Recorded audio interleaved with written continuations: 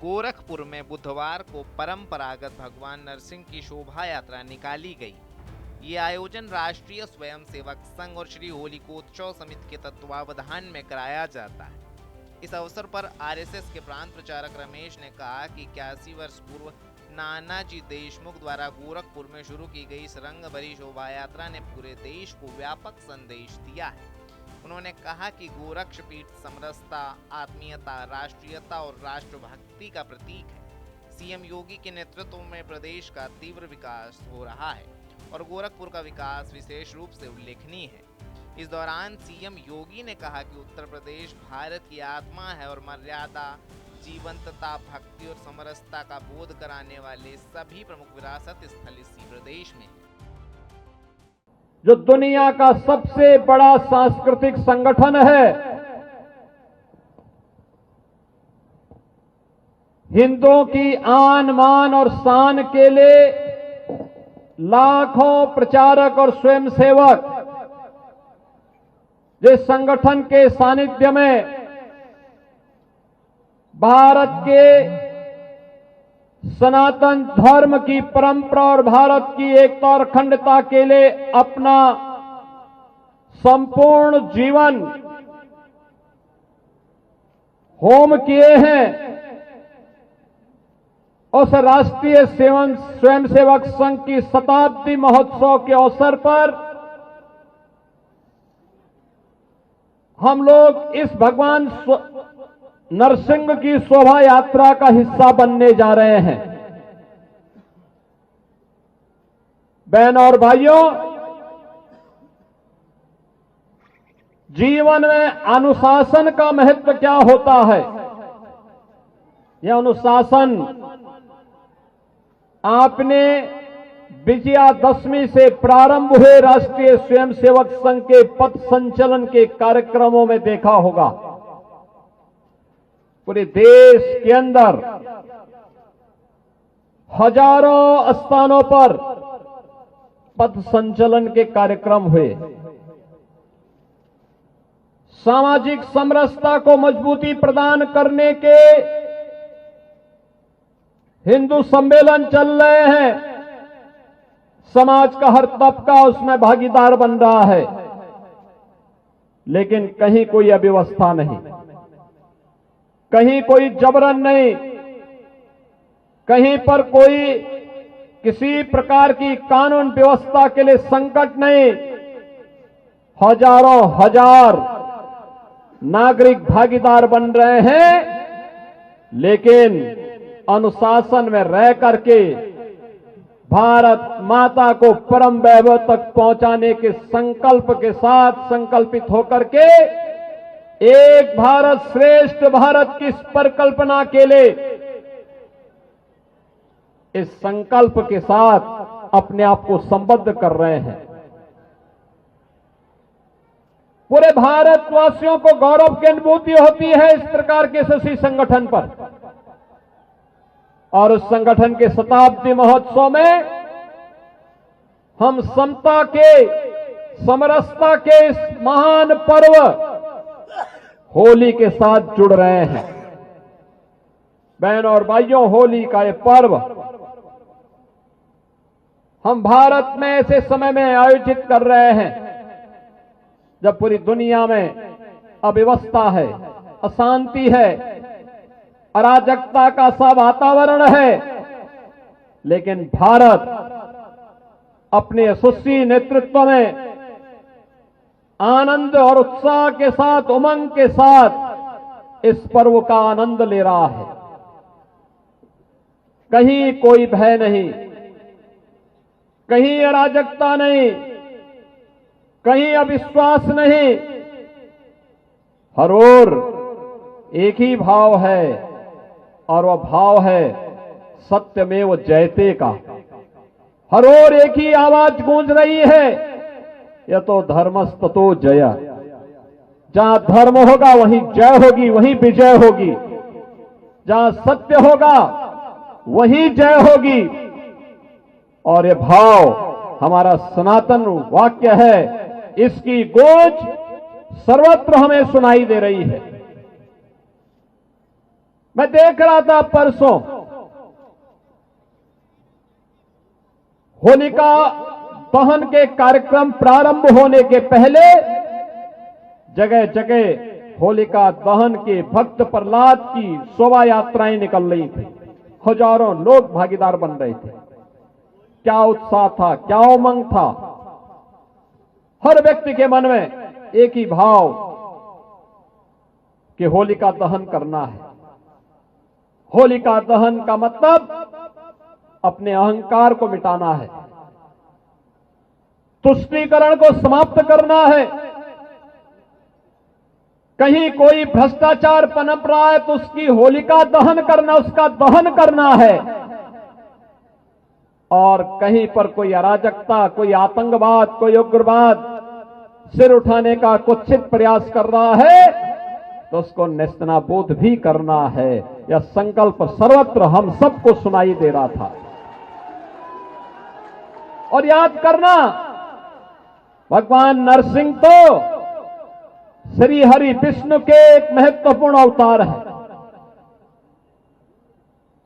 भारत के अवतारों की परंपरा हम सबको इस बात के लिए आगाह कराती है कि ईश्वर तो सर्वत्र है, लेकिन ईश्वर का भक्त बनना पड़ेगा।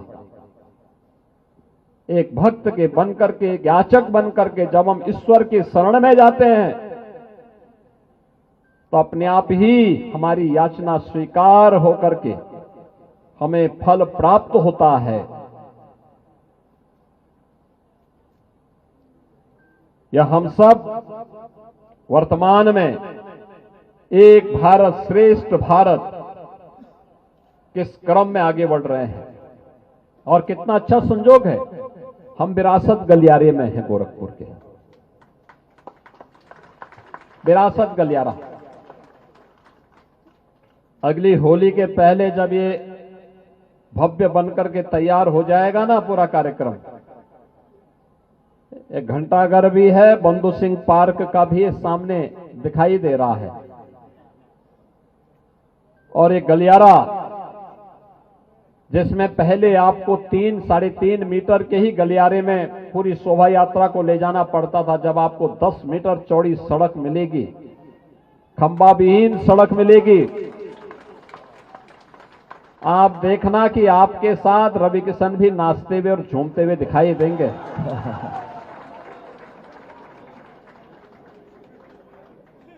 एक कंपटीशन दिखाई देगा आपको रवि किशन जी में भी और बाबा कालीबाड़ी के बाबा जी में भी।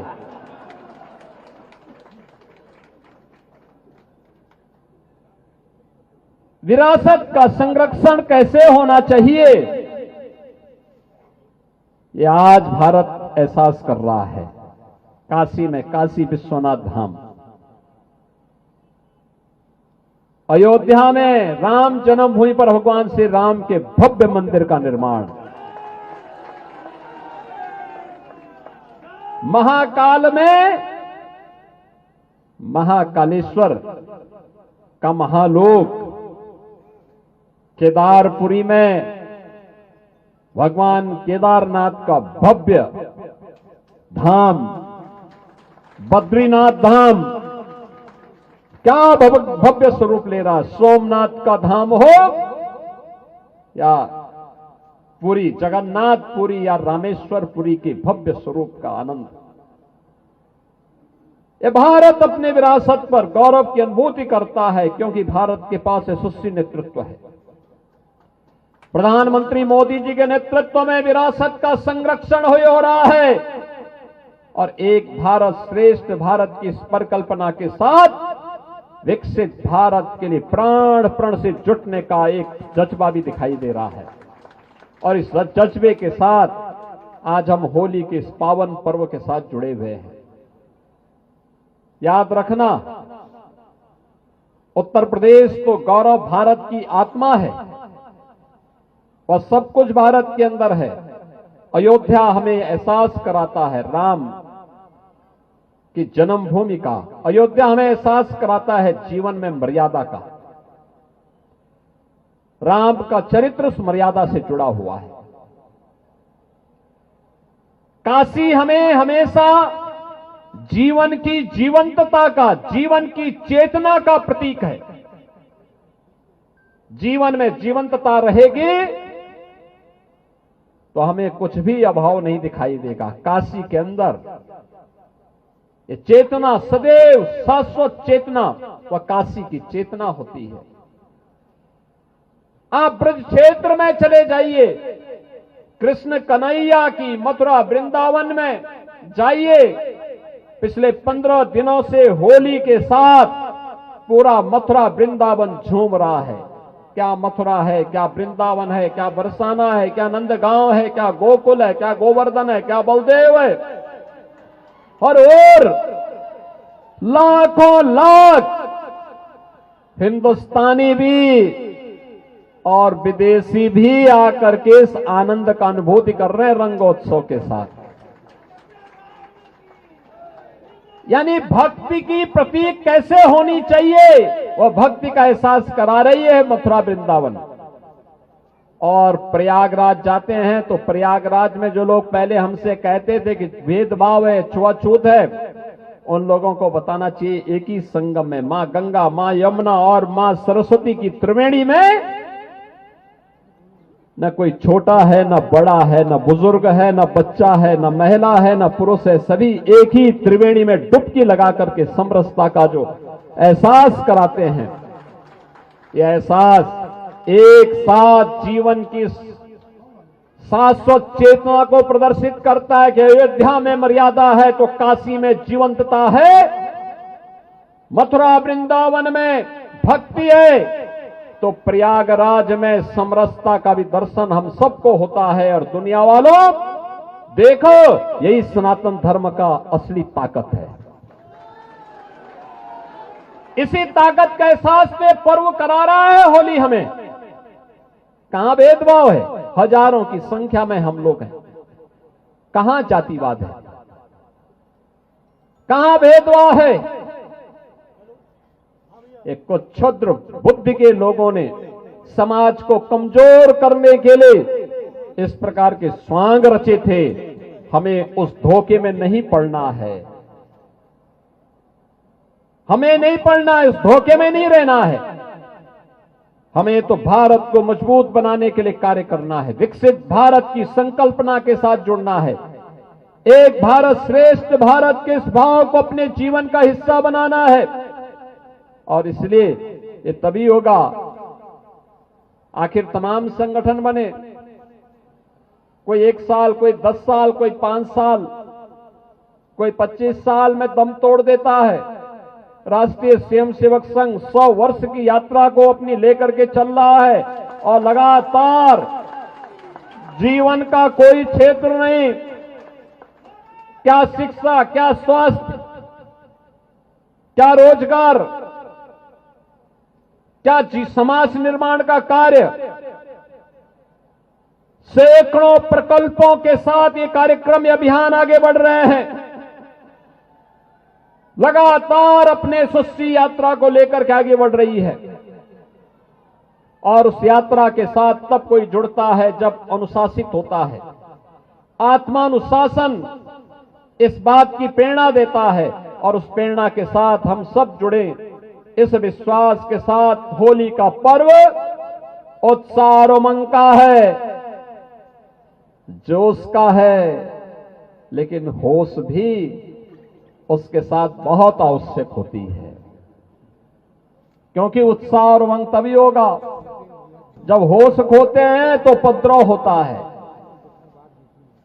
जब जोश में रहते हैं, अनुशासित रहते हैं, तो ये उत्साह कई गुना बढ़ता है। यह उत्साह उत्सव में बदल जाता है और होली का उत्सव उसी उत्सव में बदलना चाहिए। होली का यह पर्व उसी उत्सव का प्रतीक बनना चाहिए।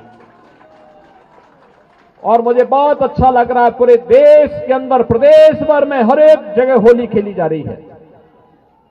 पूरी मर्यादा के साथ, अनुशासन के साथ, इस पर्व के साथ हम सब जुड़ रहे हैं। और मैं इस अवसर पर गोरखपुर महानगर के इस होलिका उत्सव समिति भगवान नरसिंह की शोभा यात्रा से जुड़े हुए सभी पदाधिकारी और स्वयंसेवकों को हृदय से अभिनंदन करूंगा। उनके द्वारा निरंतर इस कार्यक्रम को मजबूती के साथ आगे बढ़ाने का जो प्रयास हुआ है, आज उसके परिणाम दिखाई दे रहे हैं।